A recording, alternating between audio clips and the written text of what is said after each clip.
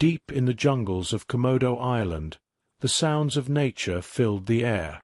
The massive bodies of Komodo dragons slid silently across the rocky terrain, their forked tongues flicking in and out to taste the air. They had ruled these islands for millennia, the apex predators of their domain. Little did they know, an invasion from the stars was about to test their reign. High above the islands, the sky tore open with a violent burst of light. Unidentified alien crafts descended from the heavens, sleek and metallic, their engines humming with a cold efficiency. They landed with precision in the dense forests of the Southeast Asian archipelago, their mission clear: dismantle Earth's ecosystem, starting with these islands. The aliens, known as the Taolon, a highly advanced species from a distant system, were ruthless in their conquest. Their goal was not simple colonization, but the destruction of native life to make way for their biotechnological experiments. They unleashed machines, engineered creatures with metallic tendrils, designed to siphon life force from anything organic. The Taolon, cold and calculating, viewed all life as expendable, especially creatures as primitive as the Komodo dragons. The machines scoured the island, cutting through trees and fauna with precision. At first, it seemed the Komodos were no match. But soon, the invaders would realize they had underestimated the ancient power of these descendants of dinosaurs. One of the largest Komodo dragons, a male named Tharn, stood tall amidst the ruins of a jungle grove. His heavy body swayed as his dark eyes locked on the metallic creature moving toward him. With a flick of his tail, he sent dust swirling into the air.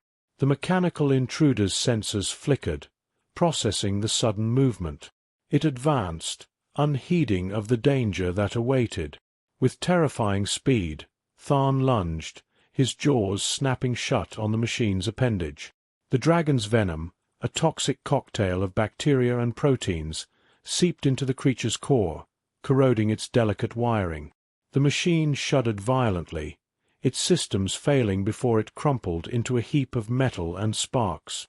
Tharn hissed, his victory primal and instinctual. He wasn't fighting for survival alone. He was defending his territory. The Taolon Command Center, a massive floating fortress hovering just off the island's coastline, monitored the situation. Alien commanders, their expressions unreadable behind their thin, translucent helmets, observed the data streaming in. The invasion was progressing, but something unexpected was happening on Komodo Island.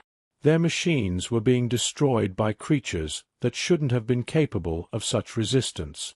"They are reptiles," one of the commanders, named Zalvik, said, his voice sharp. "We calculated their threat level as minimal." Another alien, a strategist named Vorna, studied the data. "Our calculations did not account for their venom," he replied, his voice low with concern. "Their bite contains a toxin that affects our machines at a molecular level." "The solution?" Zalvik's voice was colder than the steel beneath his feet. "We adapt." Vorna signaled for more advanced units to be deployed. On the island, the dragons continued their silent war. Tharn led a small group of Komodo dragons deeper into the forest, their movements purposeful. The invaders weren't just random threats. There was a pattern to their destruction. The creatures sensed it, understood it. The machines were drawn to the island's natural energy sources, targeting areas rich in life and organic material. Tharn's group found one such area, an ancient grove, home to a massive tree whose roots dug deep into the earth. The air around it hummed with a strange energy, something the dragons couldn't understand but instinctively felt they needed to protect. As night fell, the alien machines attacked. But this time, the Komodo dragons were ready. Tharn's group struck with deadly precision, their venom-infused bites corroding alien metal as they fought to protect their territory. In the chaos, it became clear. This battle wasn't about destroying the command center or cutting the head off the alien invasion. The Komodo dragons fought for survival itself, using the only tactics they knew: ambush, patience, and lethal force. The grove lay still in the dying light of the day, its ancient trees standing tall and resilient, a silent sentinel in the heart of Komodo Island. Tharn, the massive Komodo dragon who had emerged as the leader of this fierce resistance, moved cautiously through the underbrush. His rough, battle-worn scales scraped against the stone and vegetation. His dark eyes focused on the grove ahead. The enemy was coming. The air vibrated with the hum of the Taolon machines, massive, insect-like constructs with multi-limbed appendages designed for combat and extraction. These were no mere reconnaissance units. These were war machines, armed to strip the island of its very life force. Their directive was simple: drain the energy of the grove, the island's beating heart, and leave nothing behind. Tharn could feel the tension in the ground. His forked tongue flicked in and out, tasting the air. There was a deep disturbance in the natural order, and the ancient Komodo dragons, with instincts honed over millennia, could sense the danger that lurked in these metallic creatures. But Tharn wasn't alone. Jorik, the younger and faster dragon, crouched beside him, eyes gleaming with a readiness that belied his age. Together, they waited. The first machine appeared over the ridge, its metallic legs scuttling across the rock with eerie precision. It was followed by several more, their bodies shimmering in the dimming light, each step calculated, each move driven by cold efficiency. The Taolon had studied this planet and its ecosystems, but their knowledge was flawed. They saw the dragons as nothing more than large reptiles, incapable of intelligent strategy or organized resistance. They were wrong. With a low hiss, Tharn signaled the attack. Jorik, swift and agile, launched himself from the cover of the bushes. His powerful legs propelled him toward the nearest machine, his jaws snapping open. The creature's tendrils lashed out, but Jorik ducked beneath them, evading the strike. With a savage twist of his body, he clamped his jaws around the machine's leg, his venomous bite sinking deep into its metal frame. Sparks flew as the corrosive toxins spread, eating away at the machine's internal mechanisms. The machine staggered, its systems failing as Jorik released his grip and darted to safety.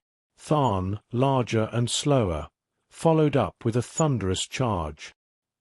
His thick tail swung like a battering ram, smashing into the damaged machine and sending it crashing into the ground with a metallic screech. But there was no time to celebrate. More machines were approaching. The battle escalated quickly. The grove became a battlefield, with alien machines advancing on all sides, their mechanical legs slicing through the underbrush.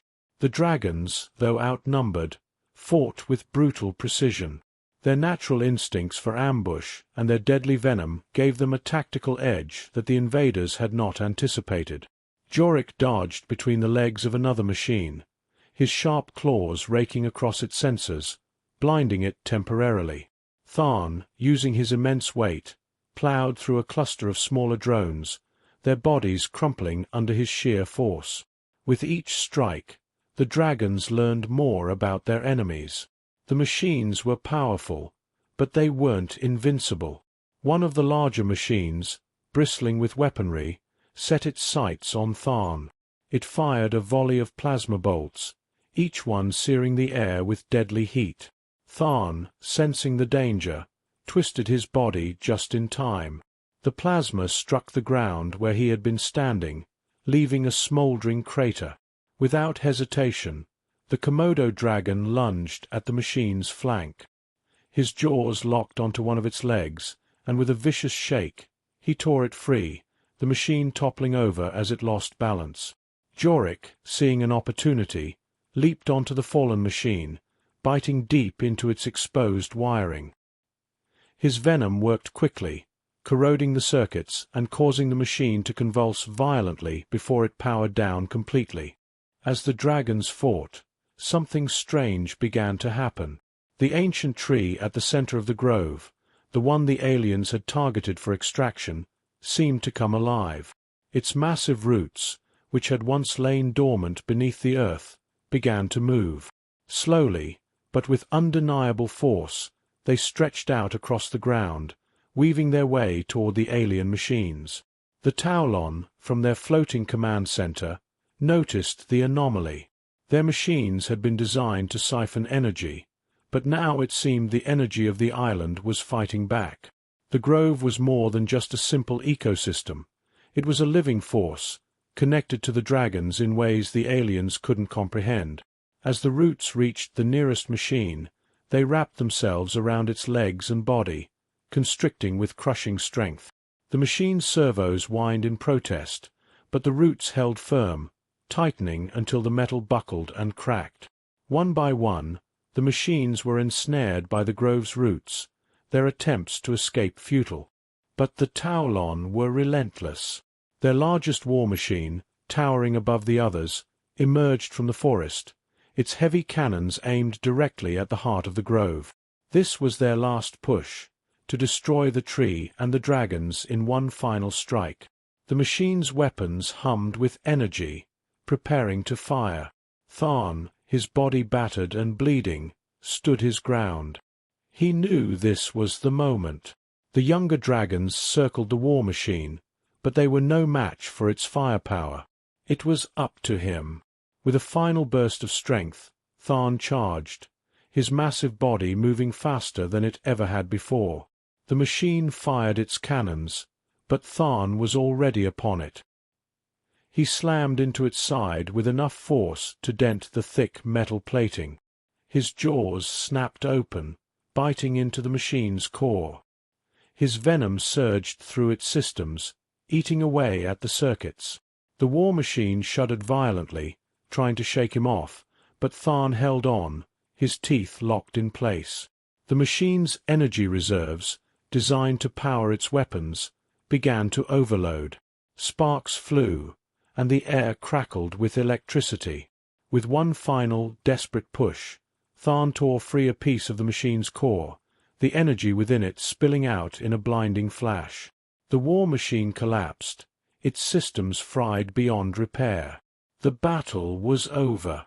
As the dust settled, the grove lay in silence. The remaining Taolon machines, crippled and defeated, were pulled into the earth by the roots of the ancient tree. The dragons, exhausted and wounded, returned to the safety of the jungle, their territory secured once more. Tharn, though battered, stood tall. He had defended his home, not through advanced technology or cunning strategy, but through the primal, unrelenting power of nature. The Taolon had underestimated the resilience of the Komodo dragons, and in doing so, they had been defeated. The grove, the island, and its ancient inhabitants had won.